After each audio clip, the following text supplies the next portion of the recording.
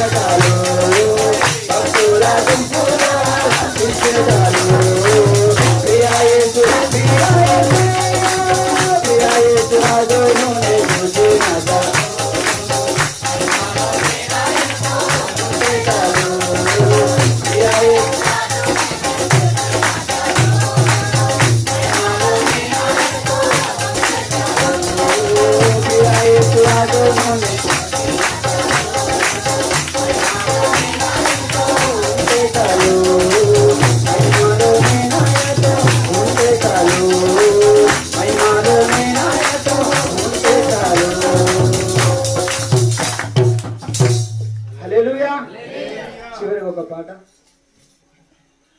బాబాన్న గారు రాసిన పాట, రాజాబాబాయ్ గారు. నీతి సూర్యుడా ప్రాణనాథుడా రావైన సాంగ్ పాడుకొని దేవుని మహిమ పడతాం. హల్లెలూయా. యుగ యుగములకు ప్రభువా, తరతరములకు రాజువా, యుగ యుగములకు ప్రభువా, తరతరములకు రాజువా. సాంగ్ ఎవరికి రా? అందరూ కలిసి నాతో కలిసి పాడండి. నేను ఒక్కనే వాడు, అందరూ కలిసి పాడదాం. హల్లెలూయా. నీతి సూర్యుడా యేసు ప్రాణనాథుడా రవయ్యా, నిన్న నేడు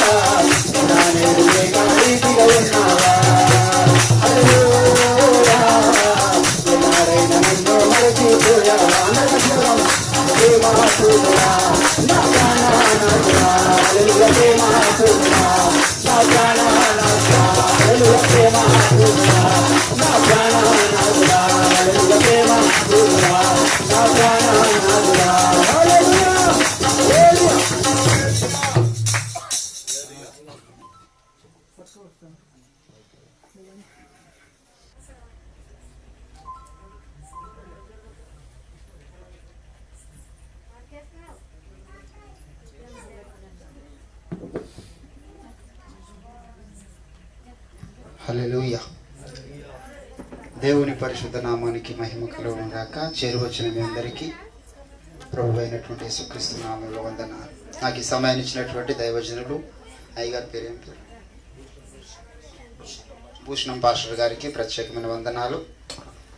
నన్ను ఈ ప్రాంతానికి వాక్య పరిచయం చేయడానికి ఆహ్వానించినటువంటి దైవజనులు ఇజ్రాయేల్ అయ్య గారికి కూడా నా ప్రత్యేకమైనటువంటి వందనాలు. హల్లెలూయా.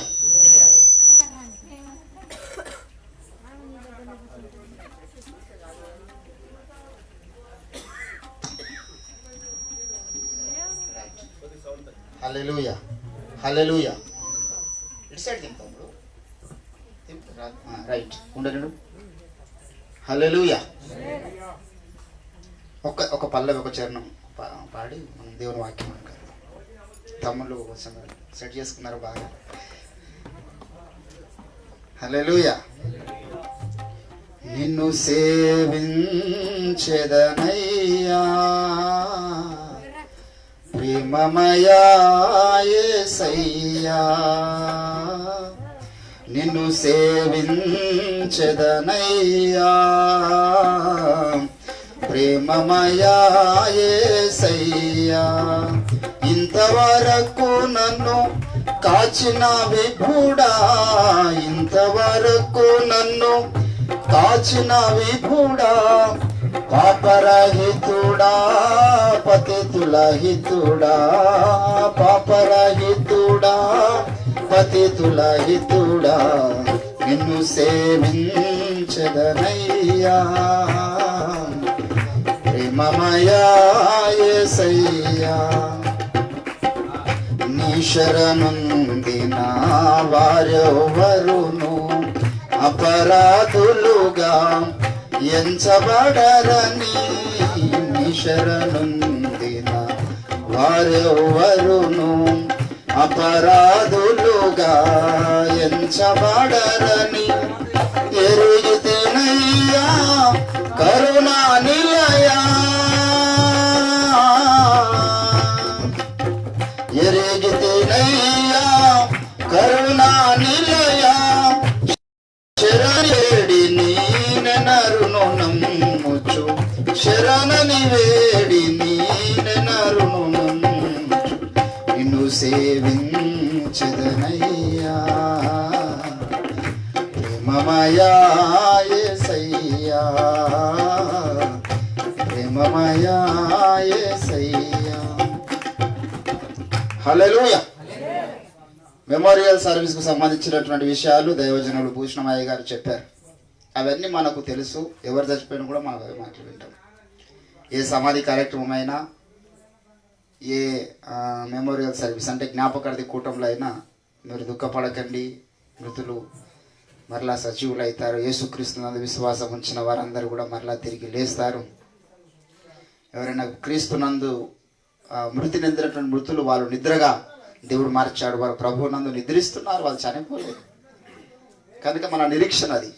క్రైస్తవ విశ్వాసంలో అదొక ప్రధానమైనటువంటి సిద్ధాంతం. యేసుక్రీస్తునందు విశ్వాసం ఉంచి నమ్మి బాప్తిసం పొంది వారి యొక్క ఆత్మీయ జీవితాన్ని కాపాడుకున్న వారు చనిపోయినా నరకానికి అయితే వెళ్ళరు. వారు ఖచ్చితంగా మరలా యేసుప్రభు భూలోకానికి వచ్చినప్పుడు ఖచ్చితంగా వారు మనకు కనబడతారు. యేసుప్రభు నమ్మని వారు కూడా కనబడతారు, కానీ నరకంలో కనబడతారు, పరలోకంలో కనబడరు. ధనవంతుడు నరకంలో ఉండి ఏడుస్తూ కనబడుతున్నాడు అబ్రహాముకు. పరదేశంలో ఉన్నటువంటి అబ్రహాముకు వాడు ఏడుస్తూ నరకంలో కనబడుతున్నాడు. అక్కడ కూడా మనం కొంతమందిని చూస్తాం. మన ఊరిలో ఎంత చెప్పినా నమ్మకుండా వారి ఇష్టానుసారంగా బ్రతికితోడు అక్కడ వస్తాడు. కనుక ఇది క్రైస్తవ విశ్వాసంలో ఒక ప్రధానమైనటువంటి సిద్ధాంతం. హల్లెలూయా. చాలా చక్కటి మాటలు చెప్పి మనందరినీ ఓదార్చి ధైర్యపరిచినటువంటి దైవ సేవకులకు ప్రత్యేకమైన వందనాలు. 119వ కీర్తన. కొద్దిసేపు వాక్య ధ్యానము చేసుకొని భోజన కార్యక్రమాలు ప్రారంభించబడ్డాయి. దయచేసి ఎవరైనా కొందరు షుగర్ పేషెంట్లు ఉంటారు, టైంకు తినాలి, లేకపోతే చక్కెర పడిపోతారు, మొత్తం కూటమి దెబ్బతింటుంది. మీరు అవతల పోయి 4 మెతుకులు తినేస్తే తిని రావచ్చు, అభ్యంతరం ఏం లేదు. వాక్యం పట్ల ఆసక్తి ఉన్న వాళ్ళు ఎక్కడున్నా వింటారు, ఇక్కడనే కాదు. ఆ మూల కూర్చొని శ్రద్ధగా కూడా ఆలకించే వాళ్ళు ఉంటారు. ఇక్కడనే ముందుండి ఎక్కడో పరధ్యానంలో ఉంటారు కూడా ఉంటారు. ఇక్కడ ఉండి ఈ సమయానికి అమ్మో ఏమైందో, సీరియల్ 7 దాకా వచ్చిందో, సీరియల్ అయిపోయిందా లేదా, విచిత్రం కొందది మైండ్ అంతా సీరియల్ మీద ఉంటుంది.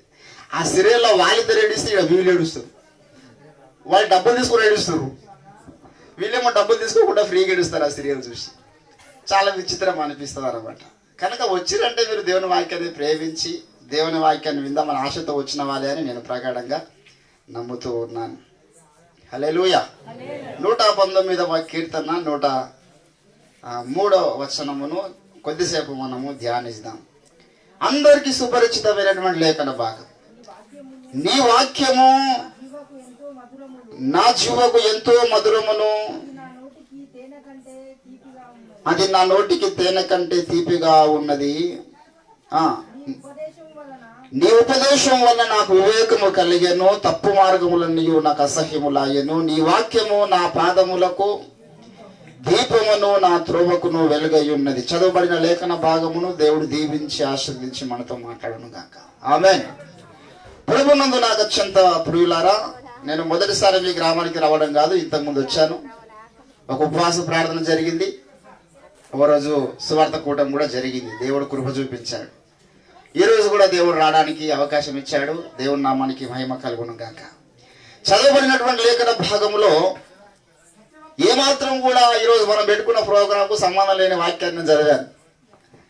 స్మారక సభ జ్ఞాపకార్థి కూటము అనగానే ఖచ్చితంగా మనము ఆ మొదటి చేస్తే 4:16 వచనము 14 వచనము, లేకపోతే కడమరూర మోగును, లేకపోతే ప్రకటన 13:10లో ఉన్న విషయాలు ఇవన్నీ మనం ధ్యానించుకోవాలి. కానీ నా మనసులో దేవుడు ఈ వాక్యాన్ని పెట్టాడు. నీ వాక్యము నా పాదములకు దీపము, నా త్రోవకు వెలుగు అని దేవుడు మాట్లాడుతూ ఉన్నాడు. వెలుగు ఎక్కడ అవసరం? ఈరోజు ఇప్పుడు మన ఎంతమంది ఇక్కడ వెలుగు అవసరం లేదు. చీకటి గల ప్రదేశంలో వెలుగు అవసరం. ఎక్కడైతే చీకటి ఉంటుందో అక్కడ వెలుగుకు పని పడుతుంది. లోకములో దేవుడు వెలుగుగా దేవుని యొక్క వాక్యాన్ని ఇచ్చాడు. పేతురు రాసినటువంటి 2వ పత్రిక 1వ అధ్యాయం 17వ వచనంలో దేవుని వాక్యాన్ని ఎక్కడ దేవుడు పెట్టాడో అనే విషయాన్ని వ్రాయబడి ఉంది. దయచేసి తీసుకున్న చదవండి. 2వ పేతురు పత్రిక 1వ అధ్యాయము 17వ వచనమును చదవండి ఒకసారి.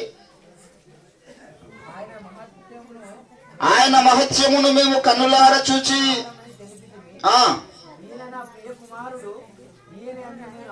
19వ వచనం చదవమ్మా. మరియు ఇంతకంటే స్థిరమైన ప్రవచన వాక్యం మనకున్నది,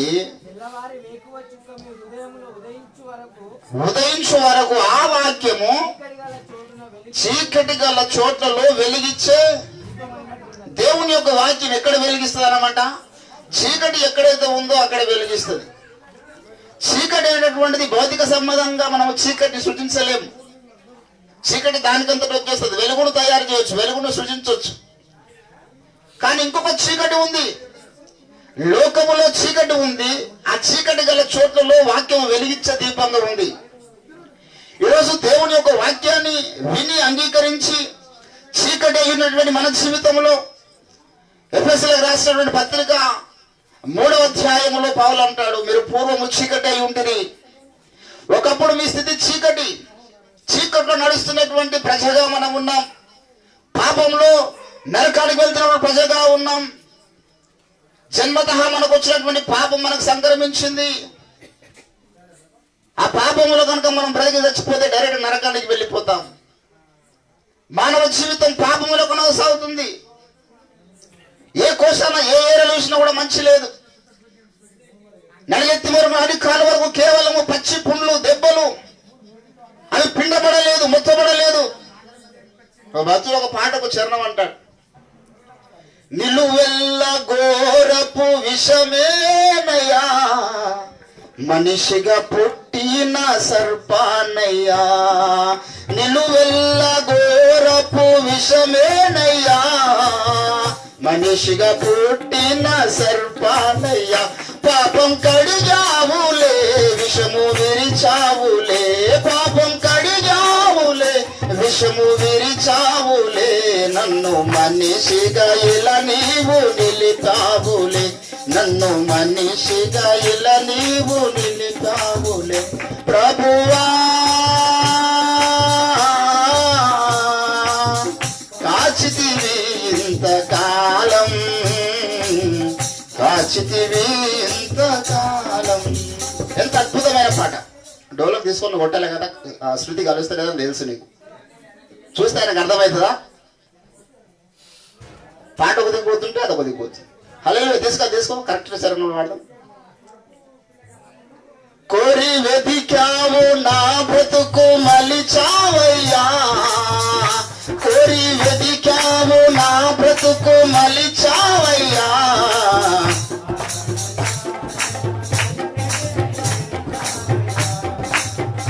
కోరి వెతికావు నా బ్రతుకు మలిచావయ్యా. మరణ ఛాయలన్నిటినీ విరిచావయ్యా. నన్ను తలచావులే మరి పిలిచావులే. నన్ను తలచావులే మరి పిలిచావులే. నీ కౌగిలిలో నన్ను చెక్కుకున్నావులే. నీ కౌగిలిలో నన్ను చెక్కుకున్నావులే. ప్రభువా కాచితివి ఇంతకాలం, కాచితివి ఇంతకాలం, కాచితివి ఇంతకాలం, కాచితివి ఇంతకాలం. చావైన బ్రతుకైనా నీ కొరకే దేవా, బ్రతుకైనా నీ కొరకే దేవా. నీ సాక్షిగా ఇలా, నీ సాక్షిగా ఇలా జీవింతుడయ్యా. ప్రభువా కాచితివి ఇంతకాలం, కాచితివి ఇంతకాలం. హల్లెలూయా. నిలువెల్ల ఘోరపు విషమే.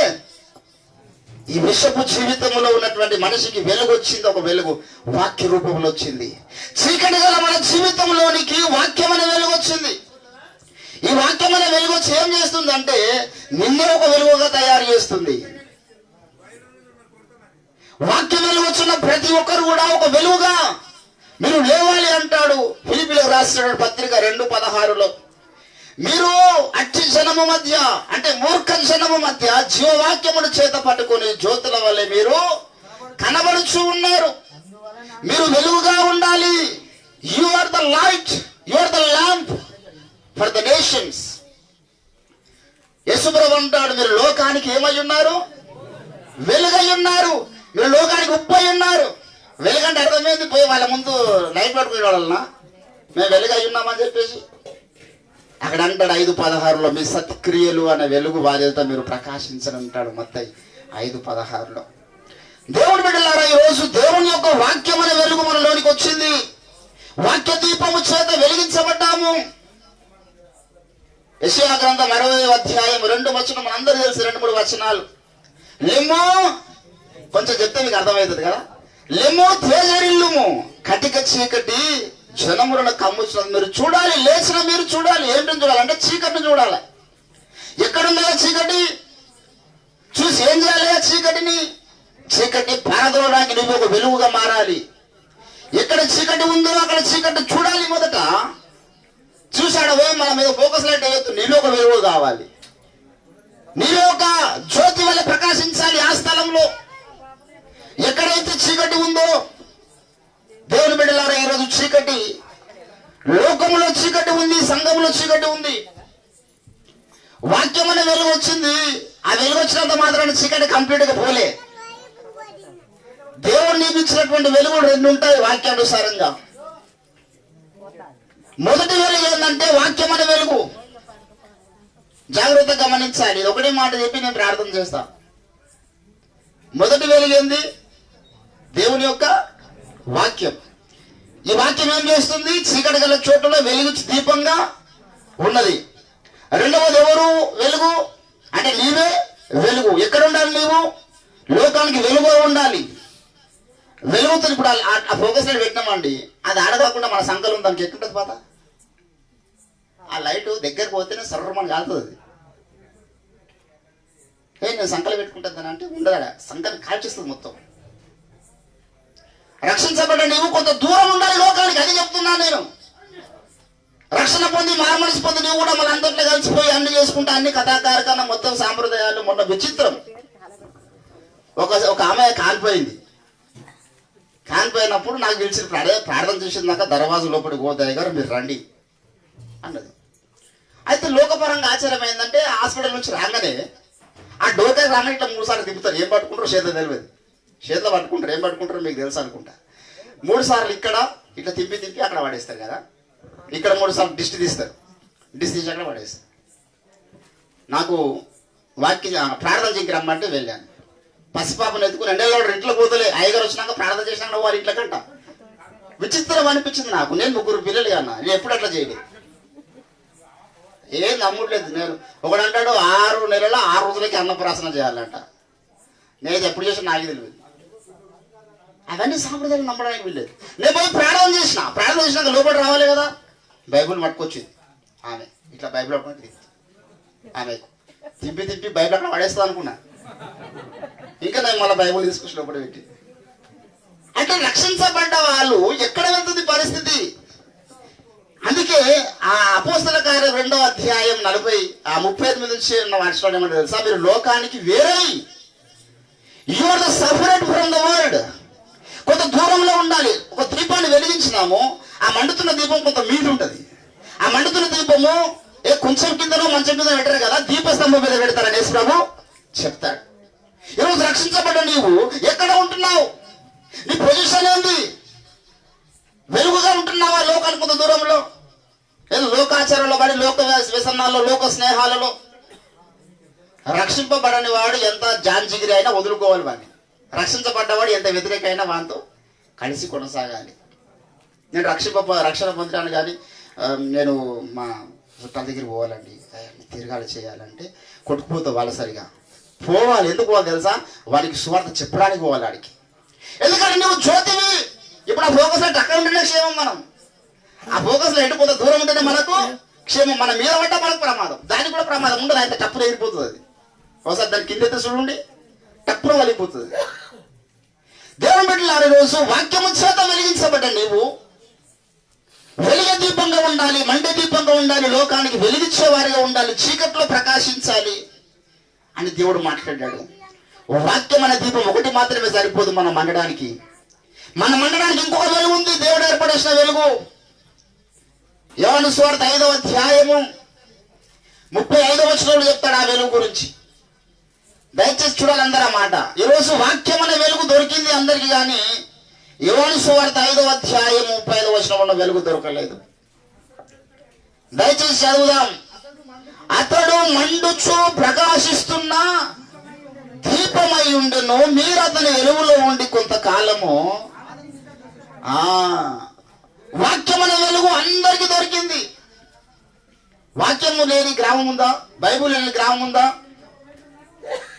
వాక్యం అనే వెలుగు మాత్రమే వస్తే వాడు వెలిగించబడడు. ఫర్ ఎగ్జాంపుల్, ఇప్పుడు వాక్యం అనేది వచ్చిందండి. వాక్యం ఎంత చదువుతారు ఇక్కడ?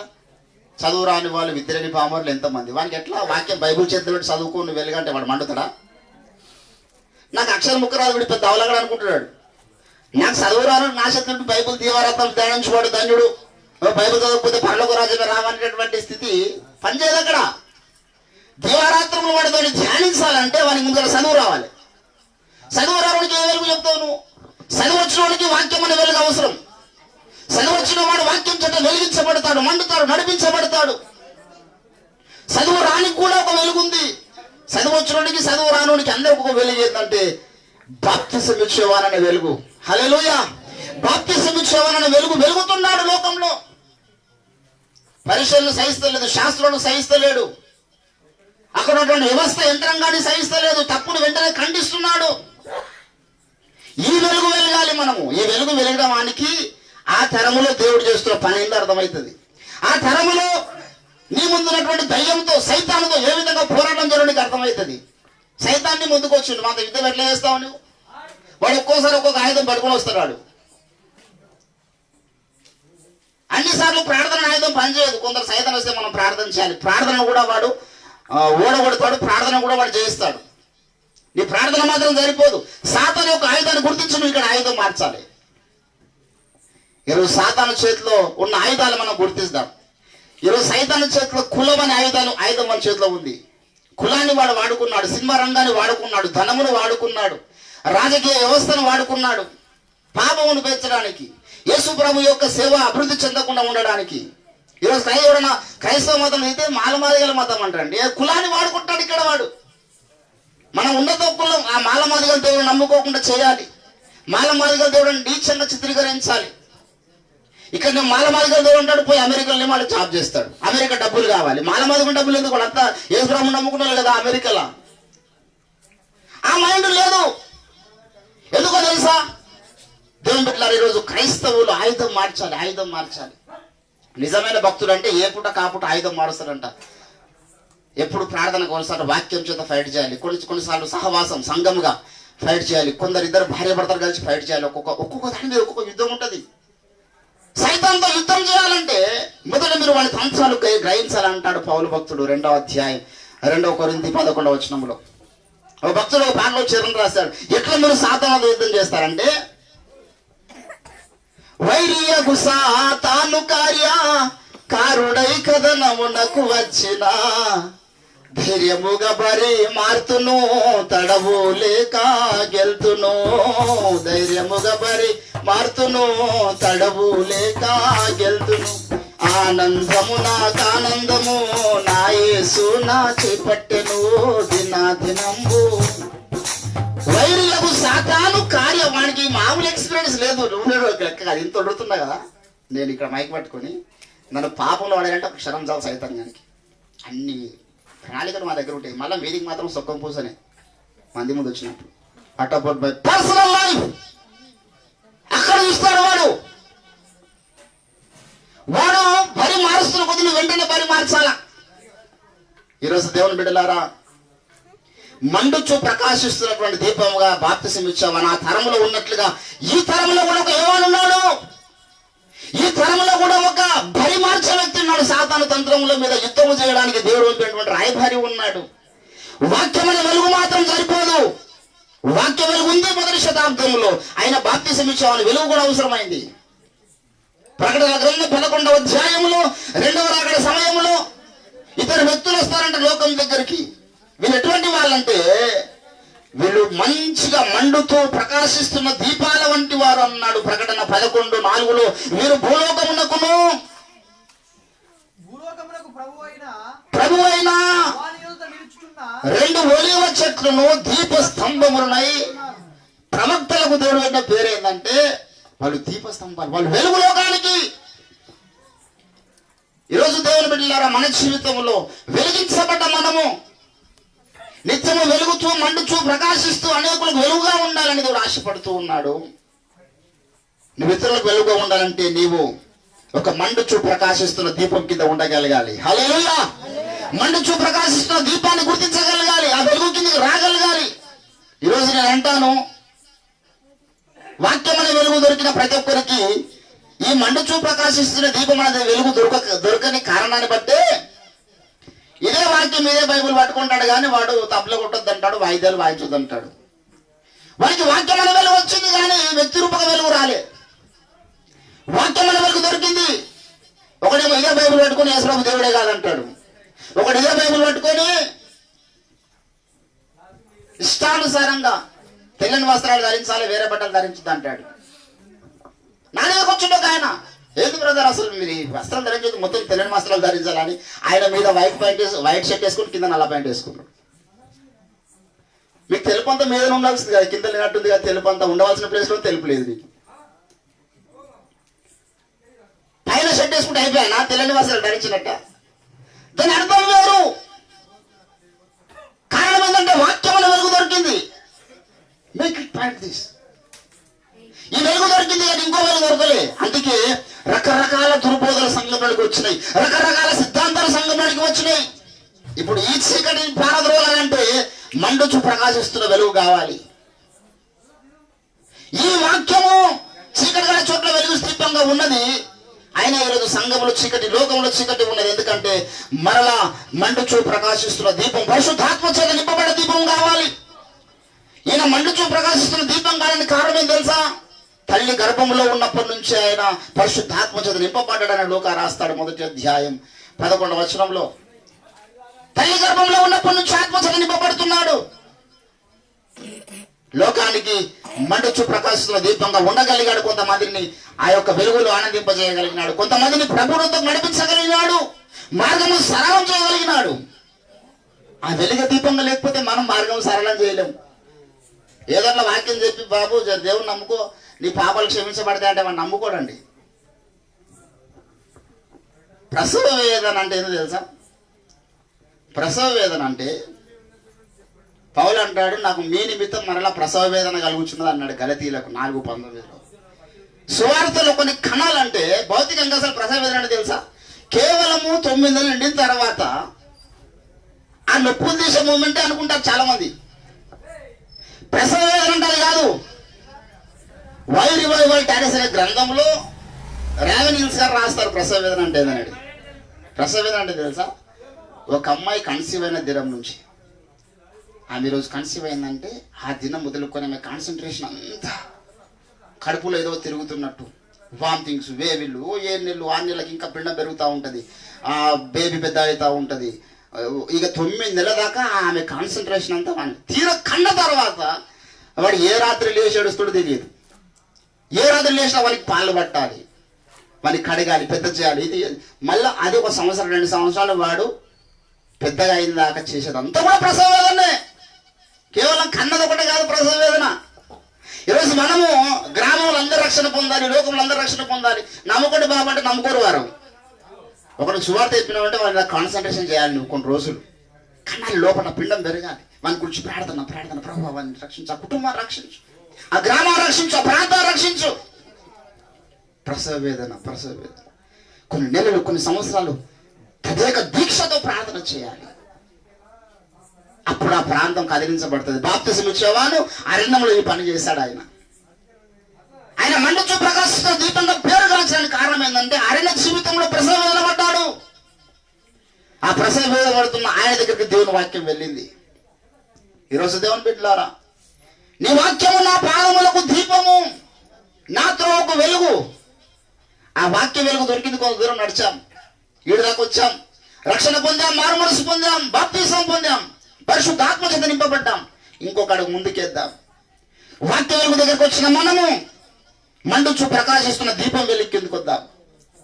ఒకటే ఒక స్పష్టత అక్కడ ఉంటుంది అనమాట. ఆ యొక్క మండుచు ప్రకాశిస్తున్న దీపం కింద ఇంకా ఏ కల్మషం అక్కడ ఉండదు, కాలిపోతుంది. అది ఏ అసత్యం అక్కడ ఉండడానికి వీల్లేదు.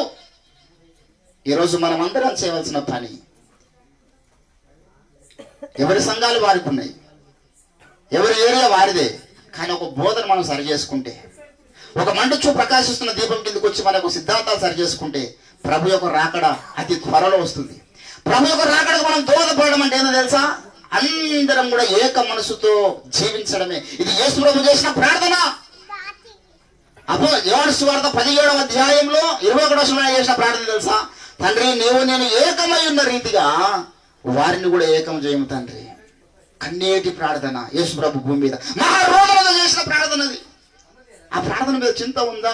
అందరం కలిసిపోదామండి, మన సిద్ధాంత రాదంతా సరి చేసుకుందాము, అందరం కలిసిపోదాం, డినామినేషన్ భేదాలు వద్దు, అన్నదమ్ముల్లాగా యేసు రక్తంలో కడగకుండా మనం అందరం ఒకటేదాం అనే మనసు ఎంతమందికి ఉంది?